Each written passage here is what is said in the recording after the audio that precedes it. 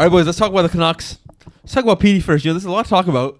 PD out here struggling still. Went to the Four Nations, still struggle there. Which PD are we talking about? Oh, Elias Pettersson. EP 40, EP 11.6. That's what they call him in the streets of Vancouver. But this guy, so Pettersson's been struggling for a while, and I think Tocchet kind of talked about him. And when you watch him play, you notice this too, probably, that. Like, there's night and day since the beginning of last year. Yeah, and he's also not like shooting the puck. When he gets a chance to shoot the puck, he'll take a second and then he'll shoot it. He clutches, right? Yeah, double clutches. Hesitant. And then he's not skating at like as fast as he normally would. And there are times when you can see him flying out there, and then other times you can't. But then so he comes out to the media, and then I think he's getting asked questions about if his confidence is a factor, right? And he goes, "It's more annoying dealing with the media than it is with this injury," which to me is like a sign of immaturity to me. Because first of all, he's an assistant captain of the team. He's the highest paid player. You can't be getting mad at the fucking media for being like, yo, you're not confident. Right. What's going on with you? Yeah. And you throw these temper tantrums all the time, getting annoyed at the media. You got to stand in the fucking box and fight and just actually answer all the questions that they ask you. Right. It comes with the territory with that $11 million contract. Yeah. And, most importantly, welcome to Vancouver. If you can't handle the media, then why'd you fucking resign here? You signed here for this long for a reason, and now you're acting like, oh, the media's a problem. The media's not the problem. You have to stand there and actually answer the questions they ask you. Were you sleeping for 7 years? You didn't see the media then? And the biggest problem, too, is the Sedin thing that you were talking before. How he doesn't have a relationship with the Sedins, apparently. And he's like a lone wolf, and there's never been a relationship with the Sedins. When the Sedins are the best example of players who were good leaders in the locker room. They talked to the media even after biggest loss ever, like in 2011. They're the only two players who actually talked to the media after that loss. This guy can't even talk to the media when he's struggling through the regular season. Right. And then why are you not going out seeking help from these guys who are your countrymen? And they're stand-up guys. They're not like these scumbags who'd be like, yeah, you don't know what to do. Right. You know what you're doing. They've done it before, right? They've struggled. Like the thing with Pettersson, like, yeah, I get where he's coming from, where if you're getting asked the same question over and over again and you know why you're struggling, like you just can't figure it out, right? That part can get annoying. But the way you don't even need to talk to the media. Like talking to the media was so much it was way more, it was harder back in the day, right? Even like 10, 15 years ago. Yeah, way easier since COVID happened, right? So if you're just do your due diligence, right? If you want to pull like a Marshawn Lynch situation, like don't here so I don't get fined kind of thing. Hey, I'm here so I won't get fined. I'm here so I won't get fined. I'm just here so I won't get fined. Go for do it, that. Right? Do that at least. You don't need to disrespect anybody. I didn't even find it like that disrespectful, to be honest, anyways. But just be like, yeah, like I'm just take ownership. Like, yeah, I'm shit right now. Okay, and then just kind of start working your game, right? That's the only thing you can do. And what did he think was going to happen when he says something like that, right? Yeah. I mean, it's only be taken one way by the media and the fans, right? And he's already on thin ice to begin with. You trade JT Miller, fresh start. You're supposed to be the guy. And yet here you are. You're still finding things to complain about and take issue with. My problem is you got that fresh start, right? And here's the even thing. You're going to this tournament. You're going to the Four Nations. You're playing with the best of the best of your countrymen. Here's a confidence booster. Right. You don't do shit. Yeah. You got quality players around you. You got Nylander. You got Forsberg. Hell, Raquel's looking like he's a better player than you right now. Right. And like what the hell is going on? You're playing with all these quality players and you don't show that. You know what? You can't be mad at the media to ask them like, where's your confidence at? Because if you're not even showing up with the great players, like what makes them think that you can show up with the Canucks? Facts. With such a strategy you've been saying it all year. The wingers haven't been. They're not great either this season. So but you get an elite one like Forsberg with you, and you still don't do anything. You're kind of unnoticeable most of the tournament. And since they've been back from the tournament, he hasn't really done much either, right? Yeah. And he's supposed to be the marquee guy now, right? Yeah. There's no more GT Miller. It's obviously it's like a confidence issue. Even if he's injured, right? You could still tell like he's had scoring opportunities. He hasn't like taken them. Like normally you do think as like an elite player, you take those opportunities you have and make something out of it at the very least. Or you get a shot on net, something. But the most time he just like fumbles everything. Yeah, you grip it and rip it. That's it. That's all you need to do. And pause. Hey, yo. I was gonna say I was gonna ask just the hockey vernacular came out in 2025. I don't know. I was gonna say I was gonna ask, do you think he should have just sat out of the tournament and just Yeah, I thought he was just went to some monk retreat, meditated, got his confidence back. Quinn Hughes was playing through an injury for so long, sat out of the tournament, and he wasn't happy about it. This guy should just sat out of the tournament because. So one of the reasons that everybody's saying he's been struggling this season is because he came in the offseason, he was dealing with an injury, right? And he couldn't train or whatever. That's one of the reasons a lot of people are saying he started off slow and he's still struggling this season. I feel like you had these 2 weeks, just take time off, go rest, whatever, do some like work, do whatever rehab you have to do to come back to get back to yourself being feeling comfortable, Right. And having to do whatever you want out there. But who just goes out there and shits the bed again. Yeah. For Sweden. But the media comments, it just, why would you? You're like you're saying, Todd, you're a veteran now. Yeah, you get the A on your chest. Right? Why are you acting like you don't know how this game works? Yeah. Right. I mean, it's a profession at the end of the day. He's been here for a long ass time too. And the media is a big part of this professional job, right? Perplexing to say the least. Why'd you sign in Vancouver? Yeah. Right? Vancouver's got one of the more difficult media markets to deal with, right? Did you think that you signing that deal is going to make it easier?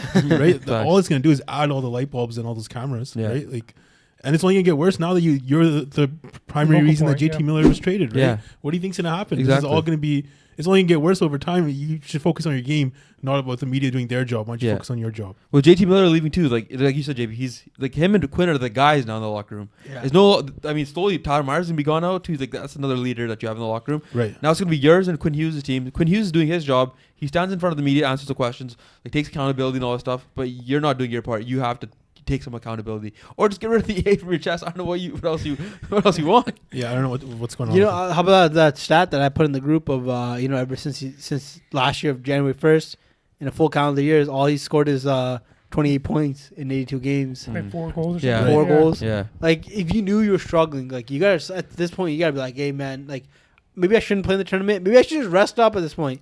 Try to get my mental back, You're looking like Luka Doncic out there. They're calling you fat, dog. they're taking shots at you. Well, especially the way he was playing in the tournament too. It wasn't like he was stopping and popping and making moves. Right? He wasn't looking good at all. He just did cardio out there. Yeah. He's like, I gotta get my reps in. Right? Come on, right. He even found on a few shots. You know right? what? It was pretty bad. I thought that at least bring some confidence in. Now you're gonna need reps in. Maybe you're losing some weight. But no, this guy, no.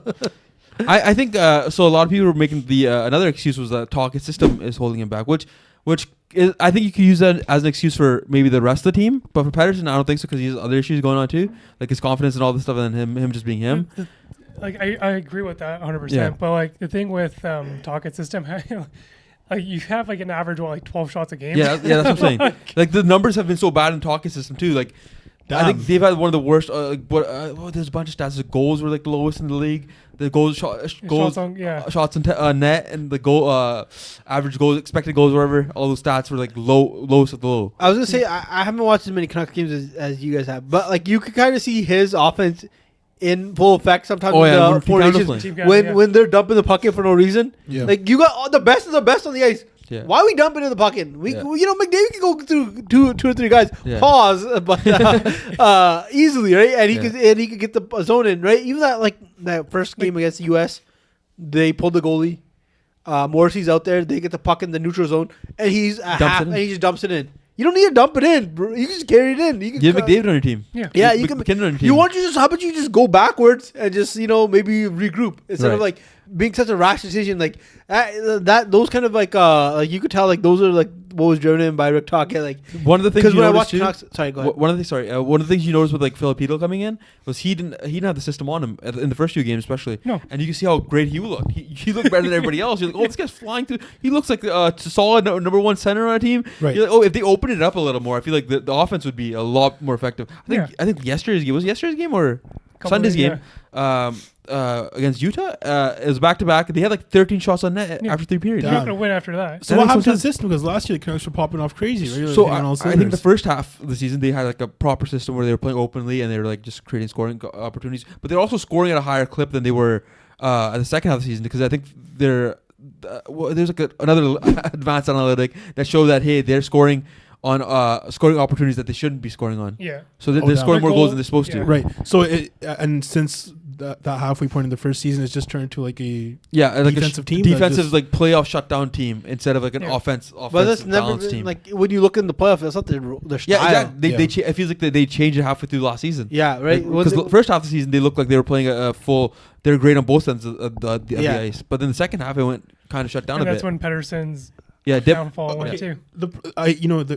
There are issues with the system. In which case, Vancouver has a lot of problems. Yeah. But that stat that Razak's mentioning, in the last year, he's only got like, 20-something points in 80 games. Yeah. The's no excuse for that at the end of the 100%. day. If you're supposed to be a top-line guy, You're you find a 11.6 way to now. produce something more Yeah. than what you're producing, right? Facts. No, Look at Cheeto when he came in, he found a way, right? Yeah. You can find a way to make it work. Yeah. And but hasn't found a way since the system's gone. True. yeah, but he's not nowhere near the caliber of the player that Patterson Pettersson is. is. No, right? yeah. Like, Pettersson has issues in terms of like his confidence isn't there. He's not taking the scoring opportunities when he has them. That's the biggest issue he has right now. Damn. And the system is a system. Like he still should be able to produce in the system. My biggest regardless. problem is I know Razak wants to pull a little thing on Rick Tocchet, but so before that is you've watching the games recently, the power play. Yeah. It's so frustrating to watch the power play. Well, they don't Rick, have use. Probably Ricky hasn't been. They're not Ricky- scoring not the even points. not even No, that. no, like, nobody's carrying the power play anymore. No, you lose a face off in the end zone. That power play is already cooked. Yeah. That power play is Yeah. already cooked. Yeah. 2 minutes. You know you're not getting. They're not anything getting the done. puck in the net. That means in the zone. They're dumping it in and trying to chase it. Yeah, 50-50 you're not getting- battles. Brock Besser can't get it in there? no. They win the battles. That's the Yeah. problem. And it's like They nobody, corner battles. nobody wants to go in with the puck Yeah. anymore. They dump it in, and then they can't retrieve it, and then goes. That's I think sad. I was thinking about this. I think there's one way this whole thing goes. I think either Tocchet goes or Pettersson goes. Damn. I think that's how it ends. It's going to be one of them who has to go because I think- Tocchet's system is too tight. Patterson's too much of he's playing like I don't know what's going on. I think he needs a little more confidence boost. I don't know how he's gonna get that himself. To be honest, I would keep Patterson over Tocchet because a coach is just a coach. There's a dime a dozen of coaches out there. Elias Pettersson might be the first NBA level star in the NHL where we're going to see a player moving and Yeah, a coach exactly. fired and everything catered around this guy. Yeah. Canucks, what bad luck. that we got the first Gen X superstar You know in what? the NHL. The argument for Tocchet is that like Rutherford and Alvin love him because Yeah. they brought him in. Right. That's their Pittsburgh coach. boy. They don't help either. They're like Dixie parents out here, just yelling at the kid like, "You're not good enough. You're not good enough. It's all your fault." your teacher. He's good. This is your teacher. He knows what he's doing. Isn't the fact that they traded JT Miller them conceding that like this old boys club, whatever they had going on, Yeah. JT them and Rick, it's over? But Rick came in to fix that, right? Like to fix the JT Miller problem, but instead he just He signed went JT back for my kid on him. And he's like, "This is my boy. Be more messy over here." That's what I'm saying. Like it's like them informally acknowledging, like if it comes down to it, talk will be gone. If push comes to shove. Yeah. I like Talk as a coach. He's not the worst coach in Same. the world. I don't hate- I you don't don't want hate like a those Willie coaches. Desjardins or Yeah. someone. I think he knows what he's doing. I think him having a system makes sense for the roster the way it's constructed too. It makes sense because there's not that much talent all around. No. Right. It's time to bring in Ray as a coach.